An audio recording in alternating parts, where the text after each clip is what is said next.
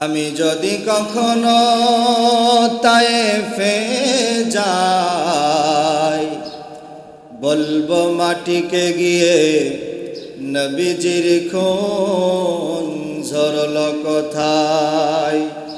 বলে দাও আজ তা আমাকে, প্রতিশোধের দাবানল জ্বালাবো হেথায়। নবী করিম সাল্লাল্লাহু আলাইহি ওয়াসাল্লাম বলেন, বুখারী সহ অসংখ্য হাদিস গ্রন্থের ভিতরে আল্লাহর নবী সাল্লাল্লাহু আলাইহি ওয়াসাল্লাম বলেন, রোজা হলো তোমাদের জন্য একটা ঢাল স্বরূপ। যেমন যুদ্ধের ময়দানে একজন যুদ্ধকারী ব্যক্তি যেমন তার ঢাল ব্যবহার করে শত্রুকে মোকাবেলা করার জন্য, ঠিক তেমন 11টি মাসের ভিতরে একটি মাস তোমাদের মাঝে আমি আল্লাহ তাআলা নাজিল করেছি, সেই মাসটার নাম হলো রমজান। আর এই রমজান মাসে যদি কেউ রোজা রাখে, তাহলে এই রোজাটা ওই বান্দার জন্য ঢাল স্বরূপ হয়ে যাবে। কেমন ঢাল স্বরূপ হয়ে যাবে? একজন ব্যক্তি যদি রোজা রেখে অন্যায় কাজ করতে যায়, তাহলে তার মনের ভিতরে একটা চিন্তা আসে, আমি রোজায় খারাপ কাজ করতে পারবো না। একজন ব্যক্তি যদি রোজা রেখে মিথ্যা কথা বলতে যায়, তাহলে তার মাথার ভিতরে চিন্তা আসে যে আমি রোজায় মিথ্যা কথা বলতে পারবো না। একজন ব্যক্তি যদি রোজা রেখে একজন মানুষের উপরে জুলুম করতে যায়, তাহলে তার চিন্তা আসে, আমি রোজা আছি, আমি খারাপ কাজ করতে পারবো না, জুলুম করতে পারবো না। আল্লাহর নবী বিশ্বনবী জনাব মুহাম্মদুর রাসূলুল্লাহ সাল্লাল্লাহু আলাইহি ওয়াসাল্লাম বলেন, রোজা একটা বান্দার প্রত্যেকটা খারাপ কাজে ঢাল স্বরূপ হয়ে বাধা দিতে দিতে দিতে দিতে এক পর্যায়ে জাহান্নামের দরজায় ঢাল হয়ে ওই বান্দাকে জান্নাতের ভিতরে প্রবেশ করায় দেয়া দেয়। জোরে বলেন সুবহানাল্লাহ। আপনার রোজা ঢাল হয়ে আপনাকে জাহান্নামের পথ থেকে জান্নাতে প্রবেশ করাবে, এটাকে ঢাল বলা হয়েছে। আল্লাহর নবী আরো বলেন, রোজা হলে এমন একটি জিনিস, সারাদিন ওই সূর্য উদয়ের আগে একজন বান্দা সেহরি করলো, আর সারাদিন যে না খেয়ে থাকলো, পানি খেলো না, খাবার খেলো না, কোনো কিছু ভক্ষণ করলো না, এই বান্দা সারাদিন রোজা রাখার পরে মুখের ভিতরে একটা দুর্গন্ধ এসে যায়। আল্লাহর নবী হযরত মুহাম্মদুর রাসূলুল্লাহ সাল্লাল্লাহু আলাইহি ওয়াসাল্লাম বলেন, একজন রোজাদার বান্দার দিন শেষে মুখের যেই সারাদিন খানাপিনা না করার কারণে মুখের ভিতরে যেই দুর্গন্ধটা আসে, জান্নাতের ভিতরে মিশক আম্বার বলে একটা সুগন্ধি আছে, ওই সুগন্ধির চাইতে রোজাদারের মুখের দুর্গন্ধ আল্লাহ তাআলার কাছে তার চেয়ে বেশি প্রিয়। এখন বলেন, রোজাদারের সম্মান কম না বেশি? জোরে বলেন, বেশি। কত বেশি? আল্লাহ রাব্বুল আলামিন হাদিসে কুদসির ভিতরে বলেন, আস-সাওমু লি ওয়া আনা আজজি বি, আস-সাওমু লি ওয়া আনা আজজি বি। আল্লাহ রাব্বুল আলামিন বলেন, রোজা হলো আমার জন্য, আর এর প্রতিদান আমি আল্লাহ তাআলা তাকে নিজে হাতে দিব। আল্লাহ তাআলা পৃথিবীতে যত ইবাদত বান্দাবান্দির জন্য ফরজ করেছেন, নামাজ ফরজ করেছেন, যাকাত ফরজ করেছেন, হজ সমাপ্ত হইলে ফরজ করেছেন, দান সাদাকা করার হুকুম দিয়েছেন, আল্লাহ তাআলা বিভিন্ন হুকুম আহকাম আল্লাহ তাআলা আপনার আমার জন্য রেখেছেন, কিন্তু কোথাও বলেন নাই আস-সালাতু লি, এই নামাজ আমার জন্য।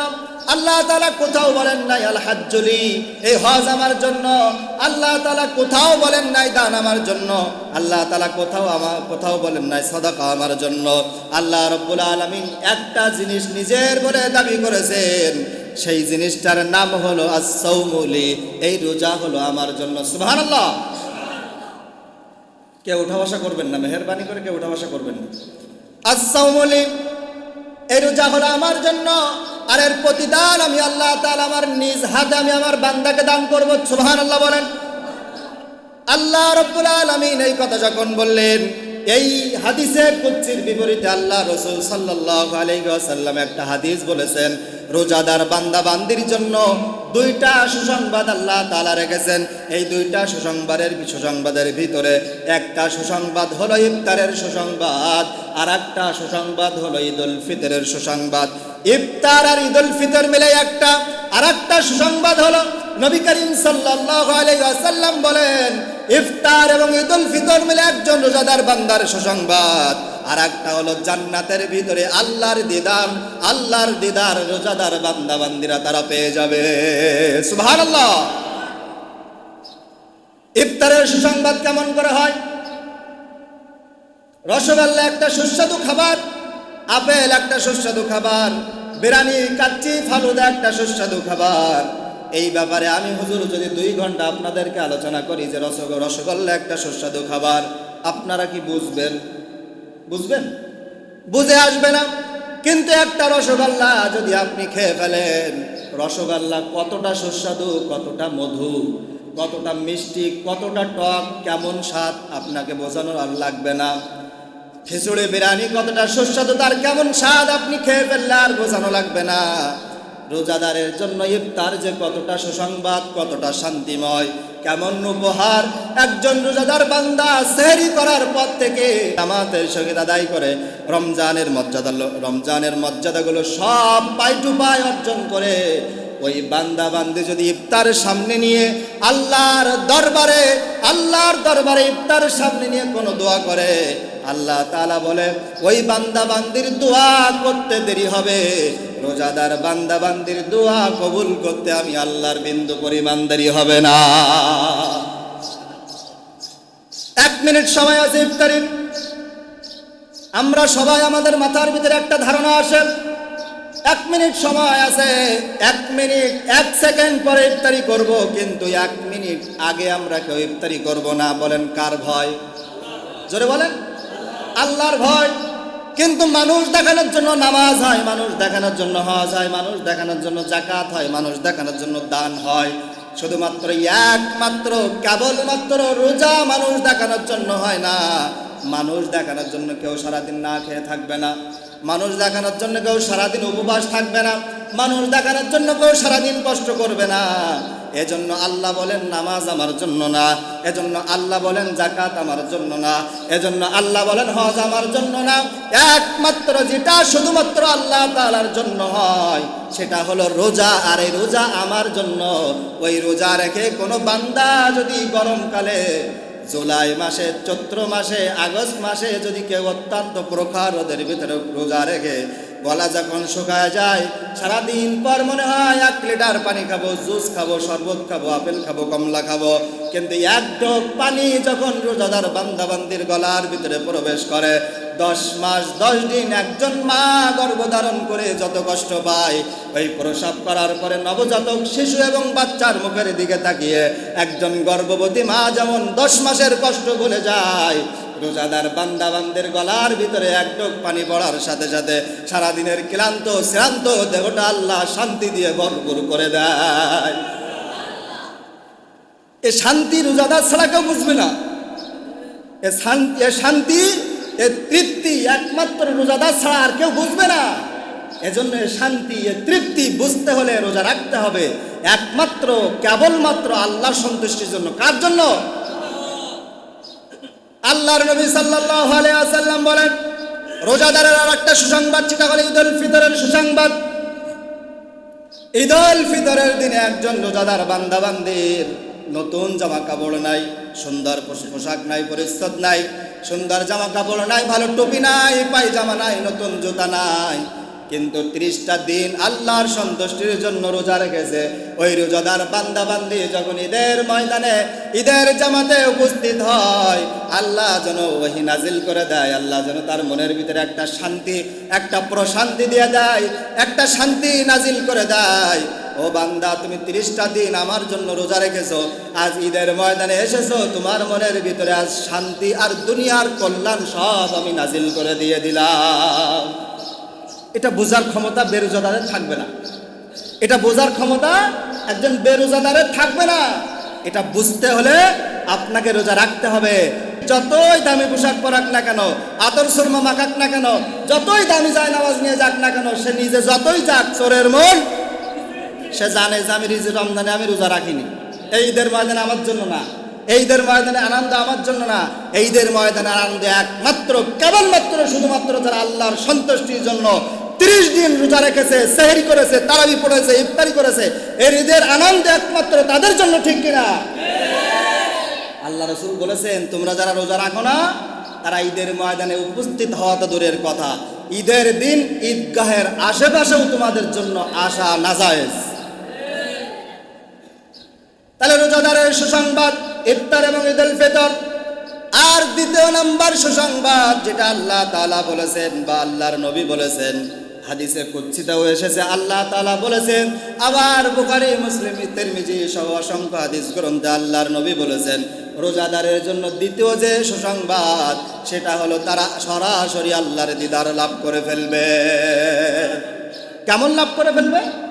আল্লাহ রাসূল সাল্লাল্লাহু আলাইহি ওয়াসাল্লাম বলেন, জান্নাতি বান্দা বান্দীদেরকে যখন জান্নাতের ভিতরে নেওয়া হবে বা জান্নাত তাদেরকে দেওয়া হবে, জান্নাত দেওয়ার পরে একদিন আল্লাহ রাব্বুল আলামিন তাদেরকে জিজ্ঞাসা করবেন, খুব মনোযোগ সহকারে শুনবেন, কেউ এদিকে ওদিকে কান দিবেন না, আউটসাইড কোনো নজর দিবেন না, আলোচনার ভিতরে কেউ কথা বলবেন না। আল্লাহ রাব্বুল আলামিন জান্নাতে বান্দাবান্দীদেরকে একদিন প্রশ্ন করবেন, ওই আমার জান্নাতি বান্দাবান্দীরা, আমি দুনিয়াতে তোমরা থাকতে আমি আল্লাহ তাআলা কুরআনুল কারীমের মাধ্যমে এবং হাদিসের মাধ্যমে রাসূলের মাধ্যমে যত ওয়াদা করেছিলাম সমস্ত ওয়াদা মোতাবেক তোমরা কি জান্নাতের ভিতরে সব কিছু পেয়েছো? আল্লাহ বলবে, বান্দাবান্দি আমি যত ওয়াদা করেছিলাম, যত তোমাদের উপরে আমার যত অধিকার আমি দেখিয়েছিলাম সমস্ত ওয়াদা মোতাবেক আজ জান্নাতে কি তোমরা সব পেয়েছো? বলেন আল্লাহর ওয়াদা সত্য না মিথ্যা? জোরে বলেন সত্য।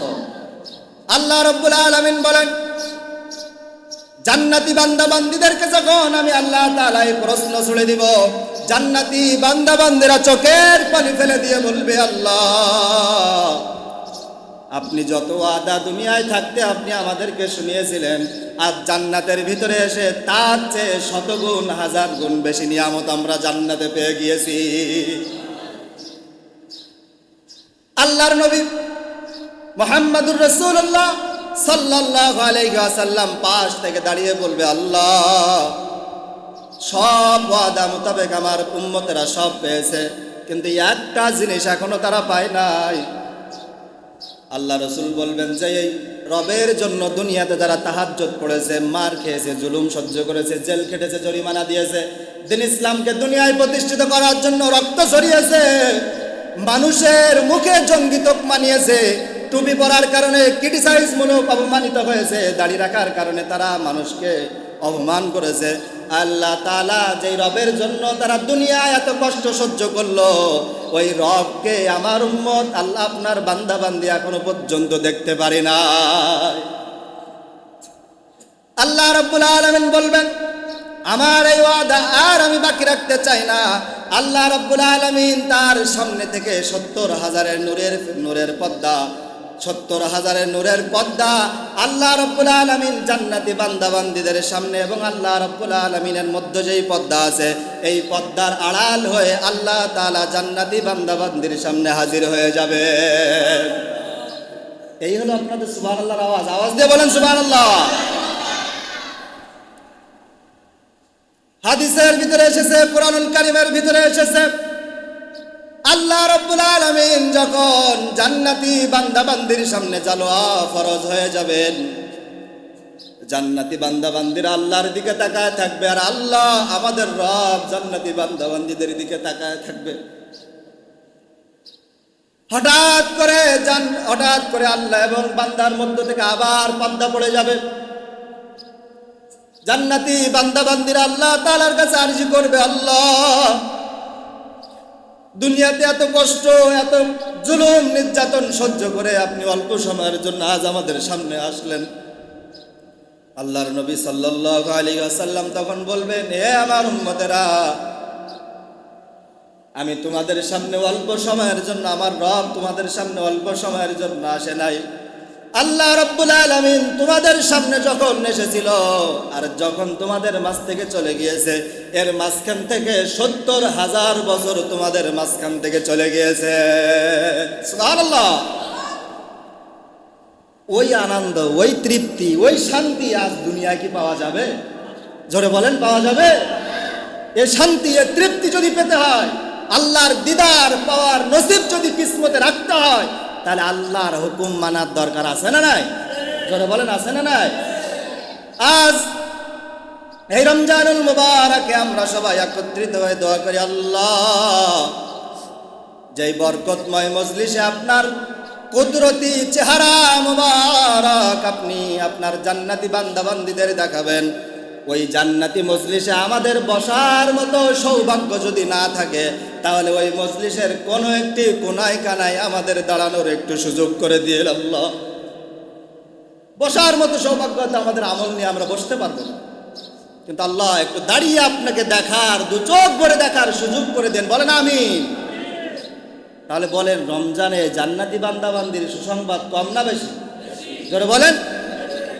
আল্লাহ রাব্বুল আলামিনের হাবিব আরো বলেছেন, রমজান যখন তোমাদের মাঝে আসে তখন জাহান্নামের 7টি দরজা একদম তালাবদ্ধ হয়ে যায়, আর জান্নাতের 8টি দরজা তোমাদের জন্য খুলে দেওয়া হয়ে যায়। কেমন করে খুলে দেওয়া হয়? 70 বছর, 80 বছর, 100 বছরের গুনাহ নিয়ে আমার কোনো বান্দা যদি রাতে তাহাজ্জুদে কিয়ামুল লাইলে শেষ রাত্রে আমার কাছে দোহাত তোলে ফরিয়াদ করে, আল্লাহ বলে আমি আমার বান্দার জীবনের সমস্ত গুনাহগুলো মাফ করে দিয়ে তার জন্য জান্নাতকে আমি আল্লাহ ওয়াজিব করে দেই। এই সুসংবাদ বুঝতে হলে এখনো আপনার আমার সময় বা তওবার দোয়ার খোলা আছে না নাই? জোরে বলেন, আছে না নাই? আছে। আপনার টাকা পয়সা দিয়ে আপনি দুনিয়ায় বিশাল বড় কিছু দেখাতে পারেন, ধন সম্পদ আছে, বাড়ি আছে, অট্টালিকা আছে, দুনিয়ায় গাড়ি আছে, দামি দামি গাড়ি। দুনিয়ার মানুষ আপনাকে দানবীর বলবে, ধনবীর বলবে, আপনাকে সাহেব বলে ডাকবে, অনেক কিছু হতে পারেন, কিন্তু আপনি যদি আল্লাহ তাআলার কাছে নাফরমান বান্দা হিসেবে কবুল হয়ে যান, দুনিয়ার এই সত্য কথা আপনাকে জান্নাতে নিয়ে যেতে পারবে না। এজন্য বলেন, দুনিয়ায় বড় হতে চায় না আখিরাতে বড় হতে চায়? এজন্য আল্লাহ রাব্বুল আলামিন পবিত্র কোরআনুল কারীমের ভিতরে বলেন, সবার এই দোয়াটা মুখস্থ আমার সাথে বলেন, রব্বানা আতিনা ফিদ দুনিয়া হাসানা ওয়া ফিল আখিরাতি হাসানাতাও ওয়া কিনা আযাবান নার। আল্লাহু আকবার। আল্লাহ রাব্বুল আলামিন বলেন, রব্বানা আতিনা, আয় আমার রব, ফিদ দুনিয়া হাসানা, আপনি আমাদের সুন্দর একটা দুনিয়া দেন, ওয়া ফিল আখিরাতি হাসানা, আর সুন্দর একটা আখিরাত দেন, আর ওয়া কিনা আযাবান নার, আর আপনি আমাদের জাহান্নামের আগুন থেকে বাঁচান। আমরা যারা এখানে উপস্থিত আছি সবাই আওয়াজ দিয়ে বলবেন, সুন্দর দুনিয়া চাই কি চাই না? জোরে বলেন, সুন্দর দুনিয়া চাই কি চাই না? এবং সুন্দর আখিরাত চাই কি চাই না? এবং কঠিন কিয়ামতের ময়দানে কবরের আযাব থেকে আমরা সবাই বাঁচতে চাই কি চাই না? যদি চাই তাহলে রমজানুল মুবারকে আমরা সবাই রোজা রেখেছি আল্লাহর সন্তুষ্টির জন্য। আল্লাহর সন্তুষ্টির জন্য রোজা রাখার পরেও আমাদের কখনো কখনো অগোচরে, অজান্তে, মনের ভুলে আমরা কেউ কেউ চোখ দিয়ে গুনাহ করে ফেলেছি, মুখ দিয়ে অশ্লীল কথা বলে ফেলেছি, পা দিয়ে অন্যায় পথে ধাবিত হয়েছি, অন্তর দিয়ে কুধারণা করেছি। আল্লাহ রাসূল সাল্লাল্লাহু আলাইহি ওয়াসাল্লাম বলেন, এই সমস্ত ছোট ছোট ত্রুটি বিচ্যুতি থেকে রমজানে বাঁচার জন্য তোমাদের একটা সুসংবাদ আছে। সেই সুসংবাদটা হলো, আল্লাহ রাব্বুল আলামিন কোরআনুল কারীমের ভিতরে বলেন, মান জাআ বিল হাসানাতি ফালাহু আশরু আমসালিহা। আমার খুতবার শুরুতে যে আয়াতটা আমি তেলাওয়াত করেছি, ওই আয়াতের ভিতরে আল্লাহ রাব্বুল আলামিন বলেন, মান জাআ বিল হাসানাতি ফালাহু আশরু আমসালিহা। আল্লাহ রাব্বুল আলামিন বলেন, রমজানের বাইরে তোমরা যদি আল্লাহর ঘরে আল্লাহর সন্তুষ্টির জন্য নবীর মাদ্রাসায় 1 টাকা দান করো, ওই দানের বদৌলতে আল্লাহ তাআলা 10 টাকা 10টা নেকি দিবে। সুবহানাল্লাহ। কিন্তু রমজানে তোমাদের এই মুখের গুনাহ, চোখের গুনাহ, হাতের গুনাহ, পায়ের গুনাহ থেকে বাঁচার জন্য এর কাফারা স্বরূপ রমজানে যদি আল্লাহ তাআলার সন্তুষ্টির জন্য কেউ যদি আল্লাহর ঘরে 1 টাকা দান করে, তাহলে 1 টাকা দানের বদৌলতে তাকে 10টা নেকি দিবে না। আল্লাহ রাব্বুল আলামিন বলেন, আজ রমজানে 1 টাকা দান করলে 70 থেকে 700 টাকা দান করলে যত সওয়াব তার আমল নামায় দিত, আল্লাহ তাআলা তার আমল নামায় তত সওয়াব লিখে দিবে। এখন দানের ওয়াজ তো আমরা অনেক শুনি, ফজিলত তো আমরা অনেক শুনি, আমরা একটু দুনিয়ার বাস্তব প্রেক্ষাপটটা একটা শুনি। নাইজেরিয়ার একটা দেশ, এই দেশের নাম আমরা সবাই কম বেশি শুনেছি কিনা?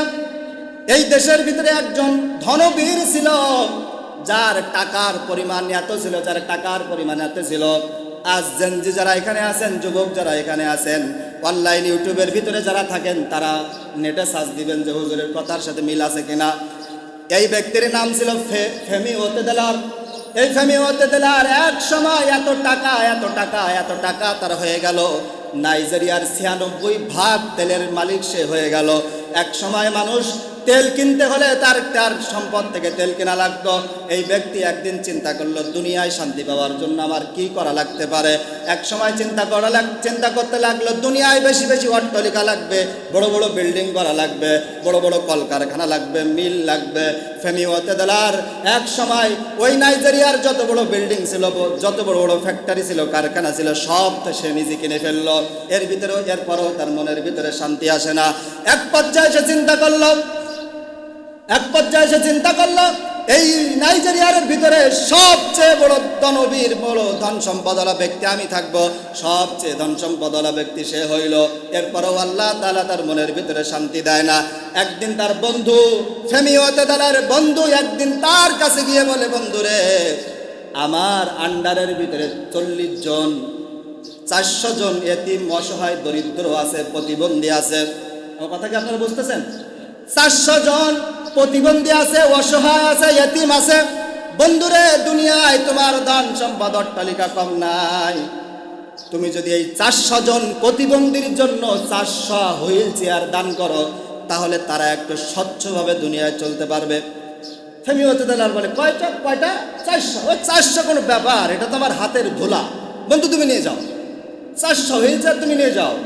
বন্ধু তখন বলে, বন্ধুরা, 400 হুইল চেয়ার তুমি আমাকে দিয়েছো, আর আমি তোমার কাছে শেষ আরজি করতে চাই, যেই দিন এই হুইল চেয়ারগুলো ওই প্রতিবন্ধী বাচ্চাগুলোর দিব, ওই অনুষ্ঠানে তুমি যদি একটা হাজির থাকো তাহলে একটু ভালো হয়। কি একটা মনে চাইলো, সম্মতি দিয়ে দিল যে ঠিক আছে, আমি তোমার ওই অনুষ্ঠানে যাব। অনুষ্ঠান আয়োজন করা হলো। আয়োজন করার পরে 400 প্রতিবন্ধী, অসহায়, কারোর হাত নাই, কারোর পা নাই, কেউ ভালোভাবে হাঁটতে পারে না, তাদেরকে সামনে হাজির করা হলো এবং 400 হুইল চেয়ার সামনে নিয়ে আসা হলো। 400 প্রতিবন্ধী ব্যক্তিকে এক একজনকে একটা করে হুইল চেয়ার দেওয়া হলো।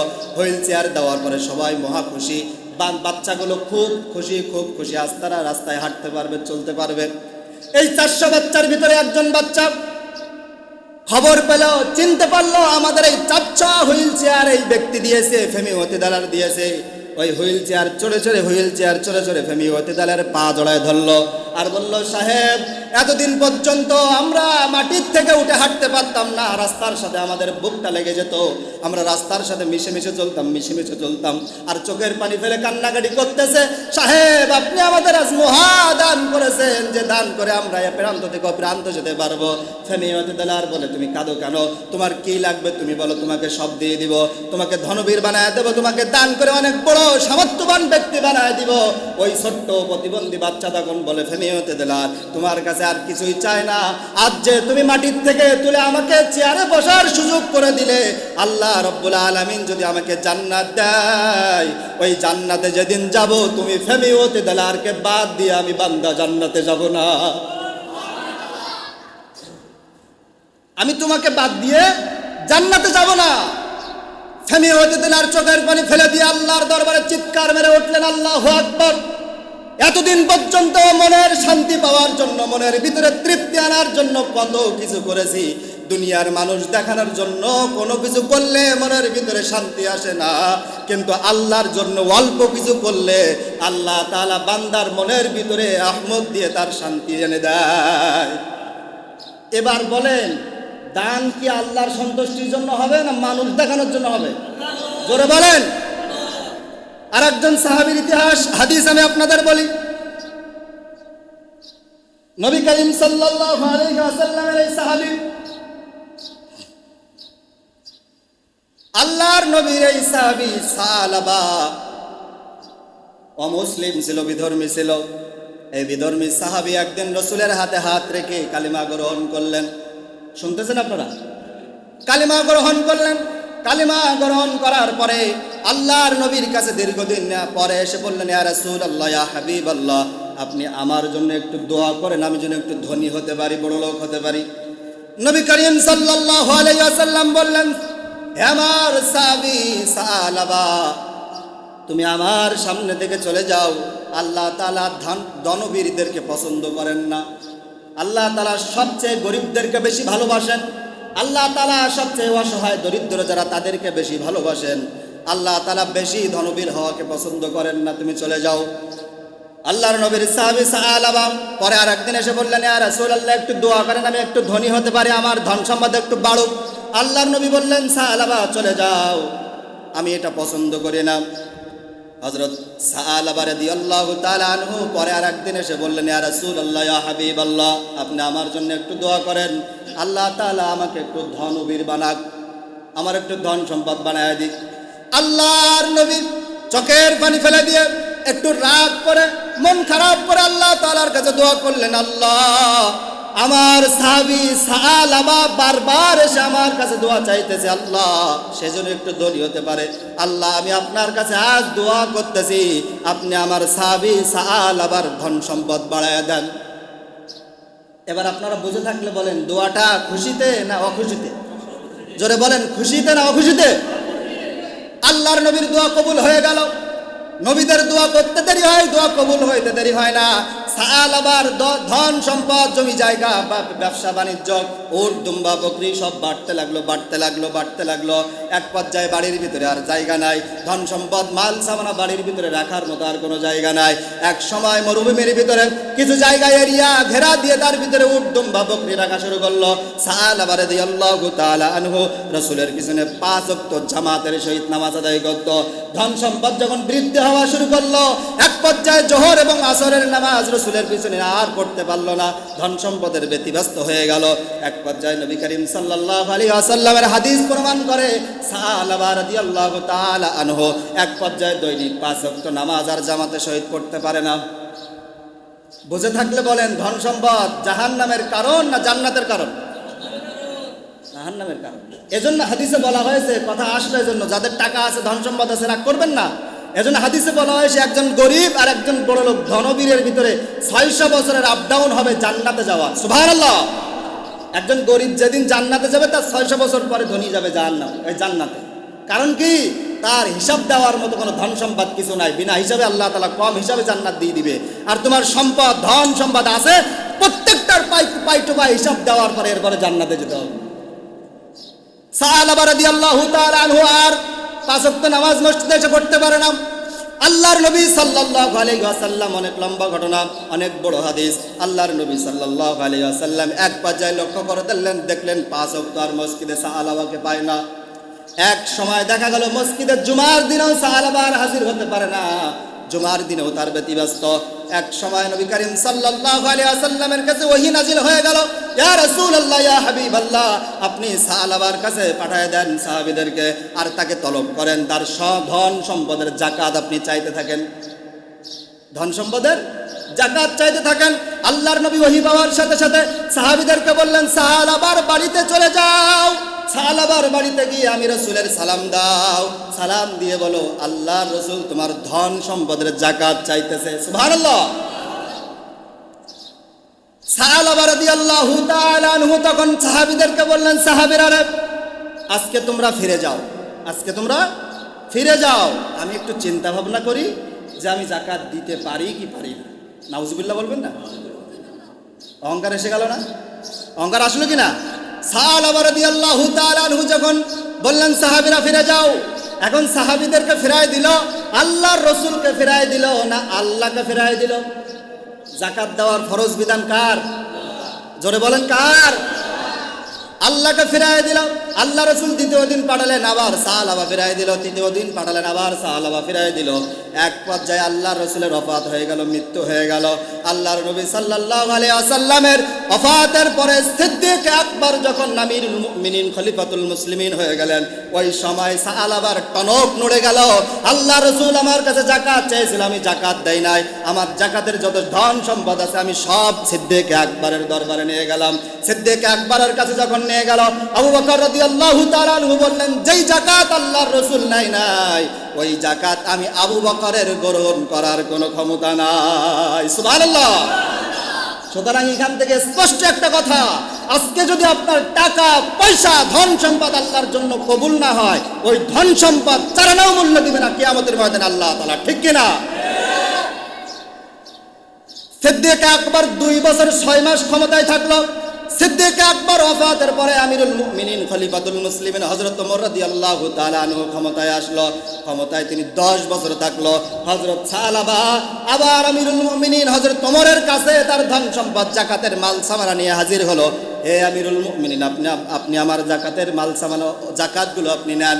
আমিরুল মুমিনিন বললেন, যেটা আমার বন্ধু, যেটা আমার ভাই হযরত আবু বকর নেয় নাই, আমার রাসূল হযরত মুহাম্মদুর রাসূলুল্লাহ সাল্লাল্লাহু আলাইহি ওয়াসাল্লাম নেয় নাই, আমি ওমরের ক্ষমতা নাই তোমার কাছ থেকে যাকাত গ্রহণ করার।